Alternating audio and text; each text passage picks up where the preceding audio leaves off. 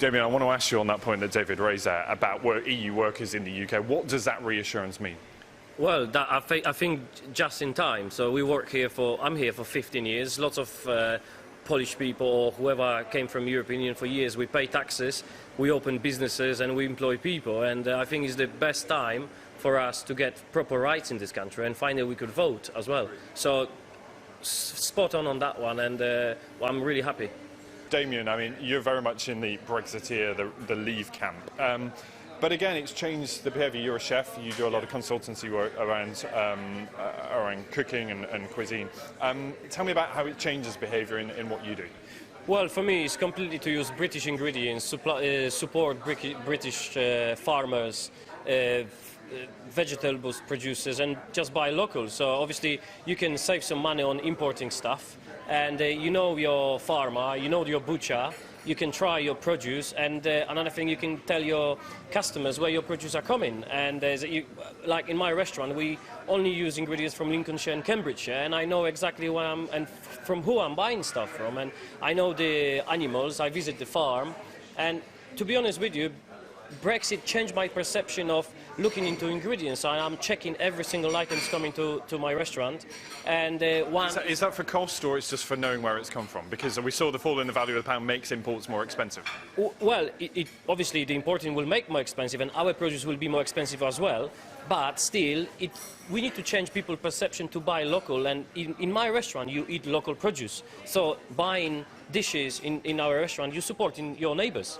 And a brief word on the right for EU migrants to stay in the UK. We've heard from the Prime Minister overnight that there will be guarantees for the 3 million or so that are in the UK that have been here for more than 5 years, getting that right to stay. What difference does that make to you in your business? Well, huge. So I had a few staff from European Union, and they were worried what's going to happen with their lives soon. So now, obviously, it looks much better, and most of the people who I know, they're not British, they start applying for the residence cards, and it was big chaos. Lots of people as well left. So now I think the future is much more clearer.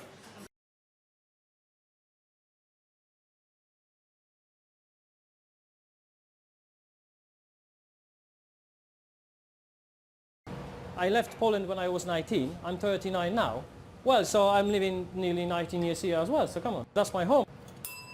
We're in Peterborough, where Damian runs his restaurant. The entrepreneur's paid thousands of pounds in taxes. His children were born here. He's even cooked for the royal family. In fact, living in the UK for nearly 2 decades, Damian says he feels, well, pretty settled here, but not in the eyes of the British government, it would seem. I feel settled, but I'm not. And by the eyes of government, I'm not. Maybe I'm not good enough, sorry. So I can go elsewhere.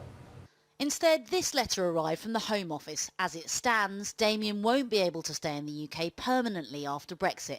Instead, he's been given limited leave to remain in the UK, meaning he'll have to reapply in 5 years' time. Were you hurt when you got this letter? Well, sad, yeah. And I never took anything from this country except, obviously, you know, I'm using your ingredients, I'm feeding your people, our people, because this is my home, you know. And I never use any benefit system, none of my family, none of us. And, you know, it's a bit odd. You know, I think that looks so original, something quite different. Now, the cook who's baked with Mary Berry on TV and was a head chef at the 2012 Olympics said the decision is ridiculous, while Labour MP David Lammy tweeted calling it hugely worrying, claiming Damian had been denied because he's Polish. The Home Office doesn't usually discuss individual cases, but the Home Secretary made an exception, saying that was untrue and that they were trying to help Mr Varginyak with his application so he can get settled status. Unfortunately, spelling his name incorrectly. And this all comes, of course, after the Home Secretary Priti Patel said if there was a no-deal Brexit on the 31st of October, then she would end the free movement of EU citizens. As for the 3 million already living and working here, they were told to apply for the government's free settlement scheme. Only many who have applied, including Damian, haven't been given the full settled status available to EU citizens, despite meeting the threshold of having lived in the UK for more than 5 years. I don't think Damian's case is an isolated case at all. I assisted several EU citizens with their applications, and they all got pre-settled status, and that's, you know, that's the downside of an application system, because if you have to apply to stay and or otherwise face, potentially big issues and unlawful residence after Brexit, then you need to inform everyone, because otherwise you could face another, even a bigger Windrush scandal in a few years' time, and that's really concerning. The Home Office defended their scheme, saying 1 million EU citizens have been granted status of some kind in the UK after Brexit. And they say that people have until at least December 2020 to apply to stay. While Damian was originally in favour of Brexit 2 years ago, he changed his mind. What would your message be for the Home Secretary then, given that... Fix it. Well, what else? Fix it. Fix the mess. But the Home Office say after Brexit they'll have a fairer immigration system that prioritises skills and contributions to the UK.